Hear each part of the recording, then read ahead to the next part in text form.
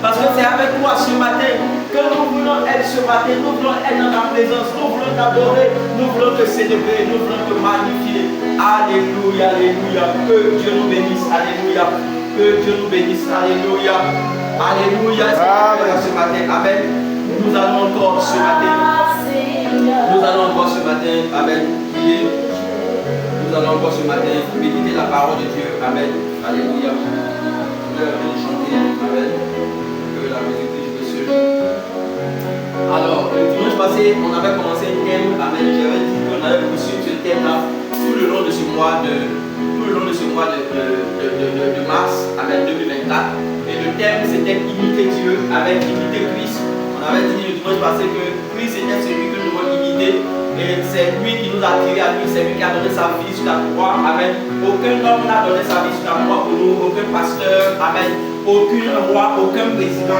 C'est Jésus-Christ qui a donné sa vie sur la croix pour nous. Et c'est pourquoi lorsque nous venons dans sa maison, c'est lui que nous devons imiter. Nous devons plonger nos regards dans la parole de Dieu. Amen. Cette parole profonde, cette parole vivante, cette parole capable, cette parole qui transforme, cette parole qui régénère. C'est dans cette parole que nous devons fixer nos regards. Et c'est lui que nous devons imiter. C'est lui que nous devons suivre. Et le dimanche passé, on a médité sur le premier sous-thème qui était la miséricorde. Et le thème c'était soyez miséricordieux comme votre Père Céleste est. Et là, on a vu réellement que la miséricorde fait partie des attitudes ou bien des vertus de notre Dieu, fait partie du caractère de notre Dieu. Et nous sommes aussi appelés à être miséricordieux et à être des hommes compatissants, des hommes bons, des hommes qui réellement ont la compassion pour les hommes. Et à travers la Bible, on a vu plusieurs exemples. Je me souviens ce matin, je veux me rappeler ce matin de l'histoire de ce Samaritain. Alléluia. La plupart du bon Samaritain qui était en déplacement, qui était en voyage et qui, voilà, il y avait des malades sur le chemin. Et la Bible déclare qu'il y avait une juif qui est passée. Il y a un juif qui est passé, qui a vu ces personnes-là, il les a abandonnées, il les a dépassées. Mais lorsque ce Samaritain, lui qui ne connaît pas Dieu, lui qui ne connaît pas l'évangile, lorsqu'il est arrivé à cet endroit-là, il a eu de la compassion, il a eu de la miséricorde pour ces personnes-là et il les a apporté un soutien, un secours. C'est de telles personnes c'est de tels chrétiens que Dieu recherche de lui.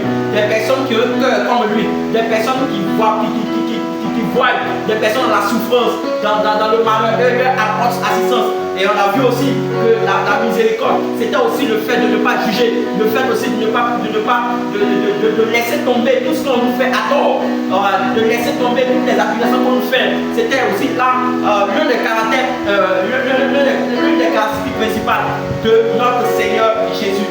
Et nous devons être capables de pouvoir imiter cela, la miséricorde de Dieu.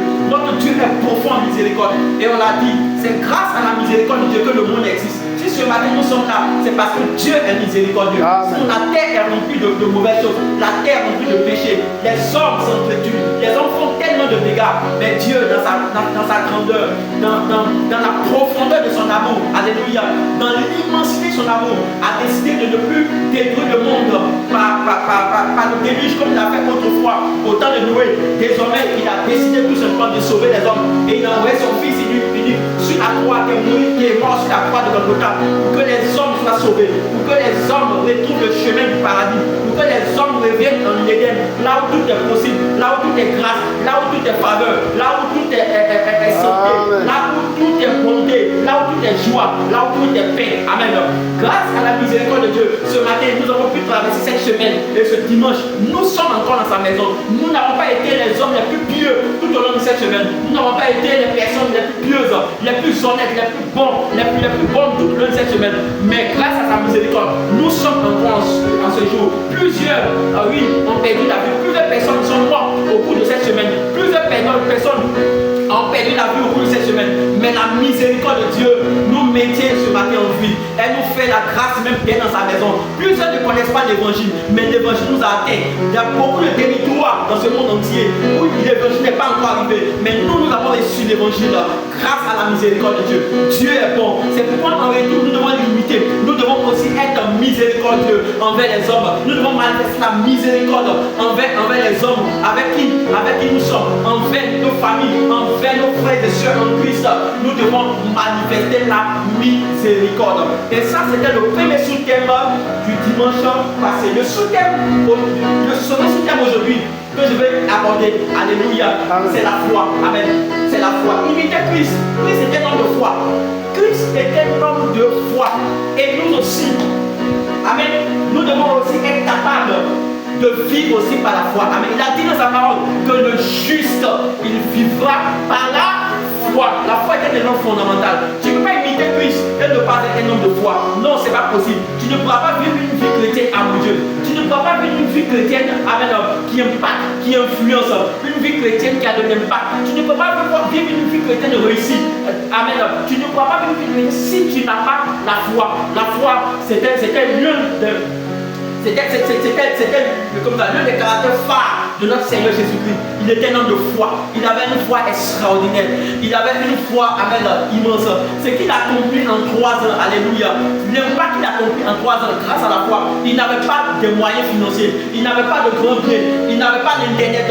Il n'avait pas, je ne sais pas, toutes les technologies que nous avons aujourd'hui. Mais ce qu'il a accompli, alléluia, a atteint aujourd'hui comme ça tout le monde entier. Et son impact continue de transcender les siècles. Continue de transcender amen, les nations. Continue de transcender amen, les villages, les hameaux. Son nom continue de pénétrer les vies, transformer, avoir de l'impact grâce à la foi qu'il avait. C'est pourquoi ce matin le Seigneur nous invite à travers ce système de la foi, d'imiter Christ comme étant un homme de foi. Que nous aussi, nous soyons des enfants de foi, des chrétiens qui vivent par la foi, des chrétiens qui marchent par la foi, des chrétiens amen, dont leur vie est caractérisée par une vie de foi, dont leur vie est une vie amen, de foi. Sans la foi, il nous serait impossible de pouvoir accomplir de grandes choses dans le royaume de Dieu. Sans la foi, il nous serait impossible même d'aller au ciel.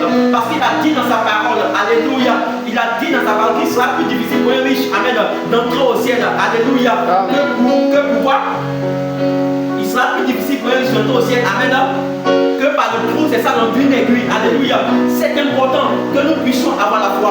Parce que si nous n'avons pas la foi, ça sera difficile. Dans le livre de Marc, chapitre 4, verset 35 à 41, je veux ce matin méditer avec vous. Cette histoire me plaît bien. Amen.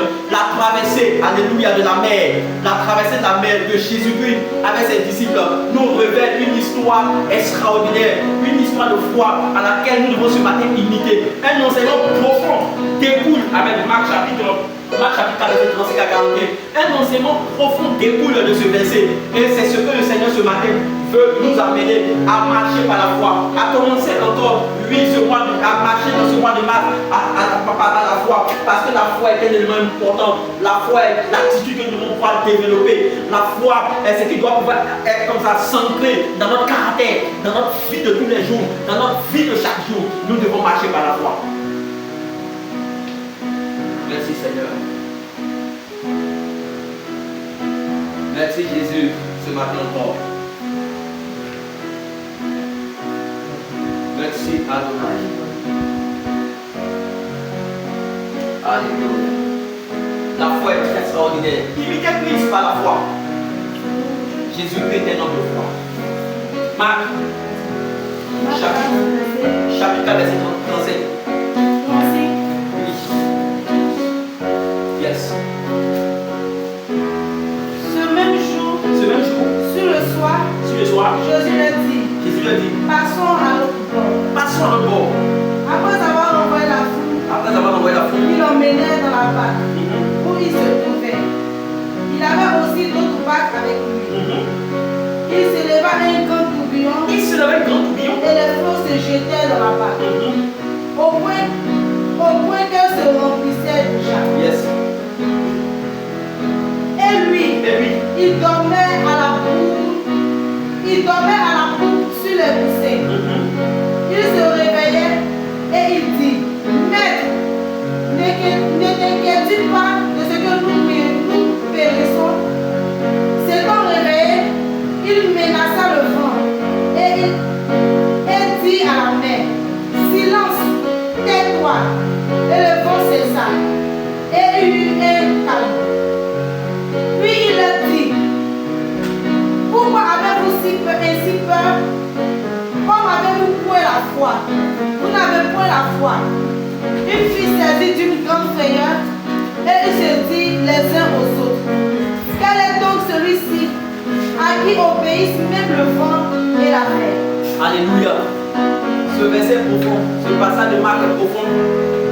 Et ce matin, à travers ce passage, le Seigneur veut nous enseigner de l'unité à travers une vie de foi. Alléluia. Amen. La Bible parle ici de la traversée de la mer. Jésus avait fini d'enseigner le peuple de l'autre côté de la mer. Il devait traverser la mer, maintenant la mer de Galilée. Vous se retrouvez à l'autre bord de la ville. Et c'est ainsi que Jésus va demander, c'est ainsi que Jésus va emboîter la barque avec ses disciples. Et pendant qu'il faisait chemin sur le lac de Galilée, la Bible dit tout simplement que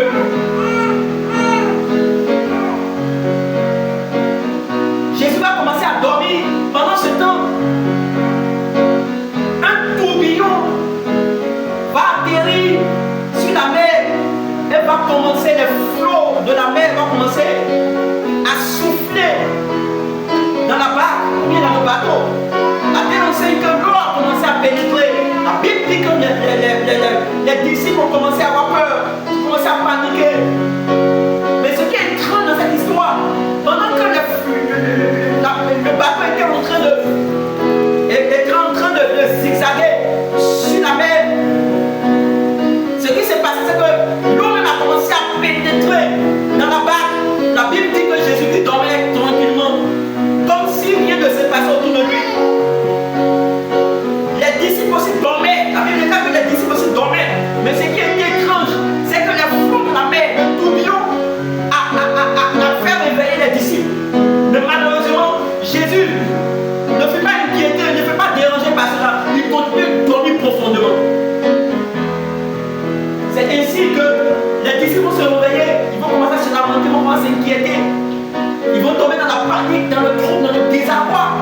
Ils voyaient leur vie s'écrouler, ils voyaient la mort venir. Ils se voyaient même pas la mer à mort, le bateau qui allait couler. Et puis tout à coup, soudain, leur vie allait prendre un coup. Ils ont commencé à s'inquiéter.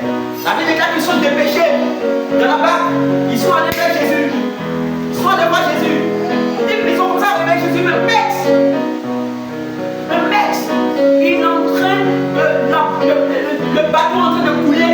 Tu ne vois pas le torrent, tu ne vois pas tout ça. Tu ne vois pas l'eau en train d'entrer dans la barque. Et pourquoi tu me fais le dormir? Alléluia. Alléluia. La Bible déclare aussi que Jésus s'élève. Et il leur dit en le peu de pourquoi vous n'avez pas la foi. Et il menace le vent. Il menace l'eau. Et tout cela amène quoi? C'est arrêté. C'est arrêté. C'est arrêté. Tout cela s'est arrêté. Tout cela s'est arrêté. Et il leur dit, mais pourquoi n'avez-vous pas la foi? Yes. Pourquoi n'avez-vous pas la foi? Pourquoi n'avez-vous pas la foi face à un tel événement? Alléluia. Amen. Amen. Alléluia. Amen. Est-ce que quelqu'un est là ce matin? Yes. La foi nous amène à avoir une confiance absolue en notre Seigneur Jésus-Christ. La foi nous amène à avoir une confiance absolue en notre Seigneur Jésus-Christ. Cette confiance absolue nous amène à comprendre tout simplement que rien ne peut nous arrêter sur notre cheminement sur la terre. Alléluia. Rien ne peut nous arrêter sur notre cheminement sur la terre. La foi nous amène à comprendre qu'aucun élément de la nature ne peut mettre un terme à notre vie tant que lui, Dieu, ne l'a permis. Aucun élément. Pourquoi? Parce que celui avec qui on marche a pouvoir sur la mer, a pouvoir, amen, sur la terre, a pouvoir sur le vent, a pouvoir sur toutes les situations de l'univers. Il s'appelle Jésus-Christ, madame. Amen. Il dit seulement des mots et les tombées s'arrêtent. Le torrent s'arrête. Les tourbillons s'arrêtent.